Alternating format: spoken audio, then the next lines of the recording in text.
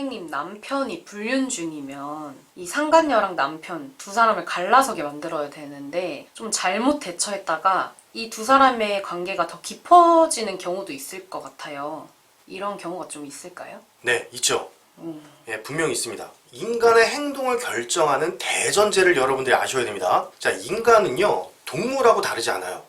마치 인간을 동물보다 훨씬 더 우월한 존재로 착각하고 계신 분들이 있는데 절대 그렇지 않습니다. 그래서 대부분의 심리학 실험들은 동물을 가지고 하고 그 동물을 통해서 인간을 유추해요. 그렇다고 하면 인간은 어떻게 움직이는가, 이것 또한 생물학적 법칙과 다르지 않다는 얘기죠. 인간은요, 자기 이득이 있는 쪽으로 몸이 움직이고요, 손해가 되는 쪽으로 몸이 밖으로 나갑니다. 그래서 이득이 있는 쪽으로 몸이 향하기 때문에 상간녀한테 가는 게 이득이면은 상간녀한테 갈 거고, 아내한테 오는 게 이득이면 상간녀와 멀어지고 아내한테 오게 되겠죠. 그런데 아내분이 대처를 하시면서 상간녀한테 가는 게 유리하도록 대처를 하는 경우가 있어요. 그러면 상간녀와 더 붙여주는 꼴이 되는 거예요. 그럼 하나씩 살펴볼게요.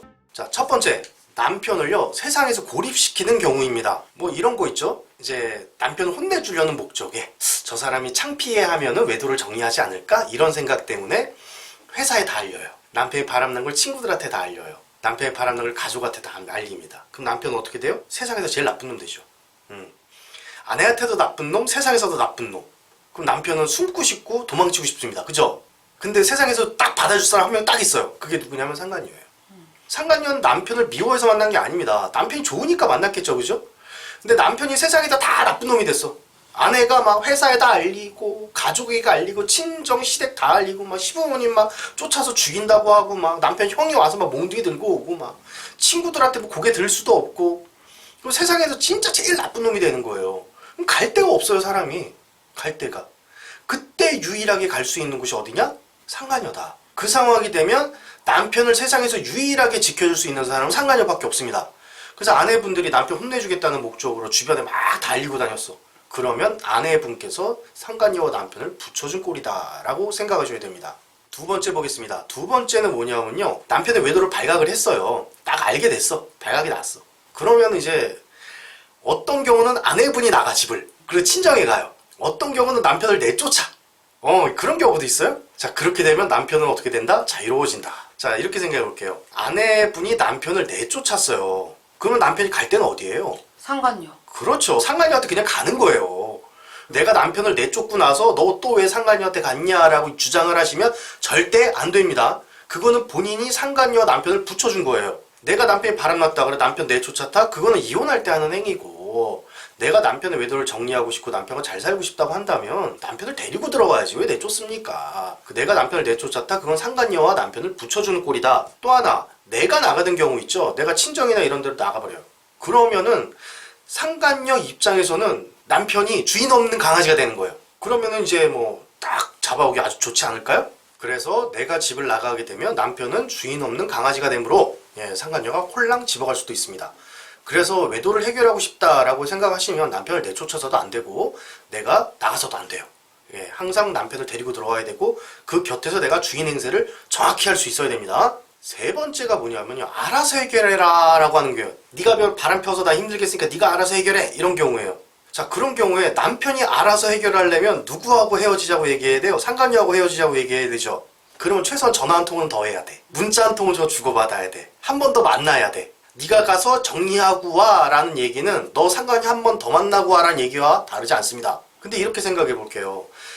남편이 외도에 걸렸어요. 그럼 남편은 그 상간녀가 싫어서 만난 거예요? 좋아서 만난 거예요? 좋아서 만난 거지. 상간녀는 내 남편이 싫어서 만났어요? 좋아서 만났어요? 좋아서 만났어. 좋아하는 두 사람 한 번 더 만나세요 라고 데이트 한 번 더 시켜준 꼴과 다르지 않다는 얘기입니다.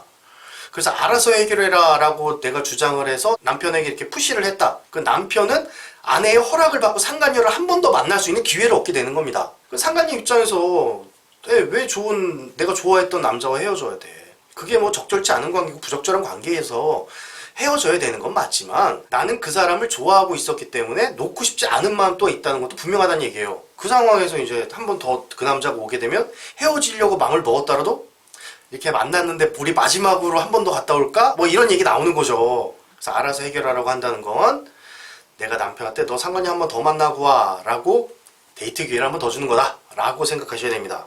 자, 마지막으로 네 번째가 뭐냐면요, 아내분이 피해의식을 놓지 않는 경우예요. 이게 피해의식을 놓지 않는 경우에 이제 어떤 마음이 드냐면 일단 남편은 되게 미워하겠죠.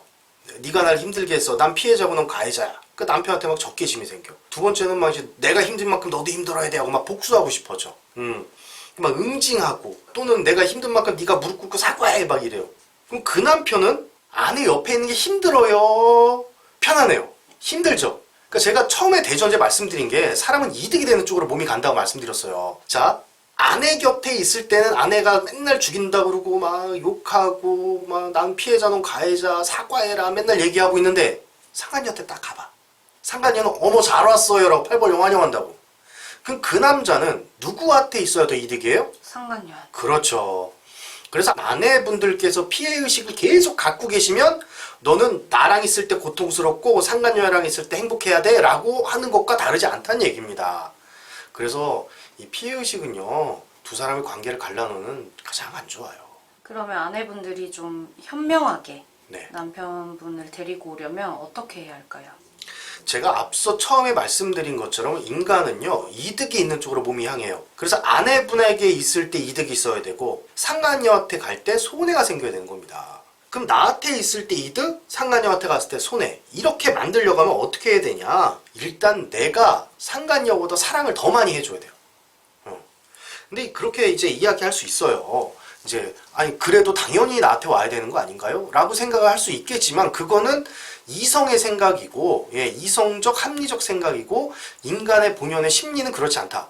인간의 심리는 이득이 있는 쪽으로 몸이 향할 수밖에 없다는 얘기입니다. 자, 우리가 이성적 합리적으로만 생각할 수 있다고 한다면요. 지금 우리나라 사람도 지금 다 부자 됐어야 됐어요. 다 백만장자 돼야 돼요. 다 서울대학교 가야 돼요. 그런데 왜 못 사는 사람이 존재하며 불행한 사람이 존재하고 어떤 사람은 부자인데 어떤 사람은 가난하고 어떤 사람은 행복한데 어떤 사람은 왜 힘들게 살아요?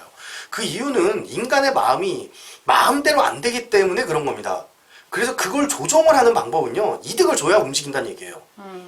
그래서 내 쪽에 이득이 되려면 어떻게 돼야 되냐? 내가 사랑하는 크기가 상간녀보다 더 크면은 남편이 나한테 오는 게 이득이잖아. 그죠?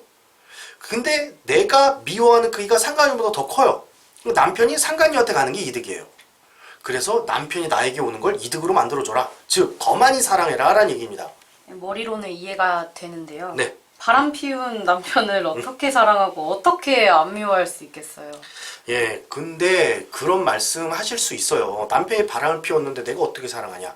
남편이 바람을 피웠는데 내가 어떻게 안 미워할 수 있냐? 라고 말씀하실 수 있습니다. 자, 그럼 헤어지시면 되는 겁니다. 헤어지시면.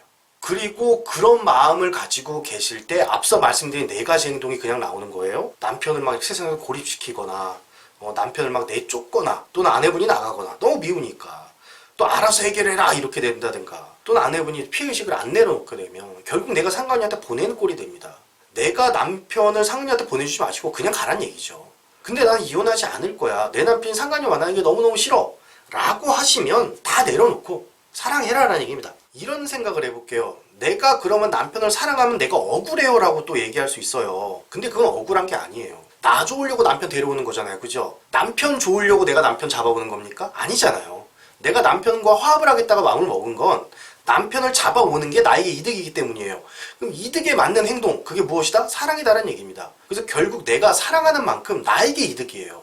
내가 미워하는 만큼 내가 손해가 되는 겁니다. 네, 오늘도 유익한 말씀 감사합니다. 네, 감사합니다.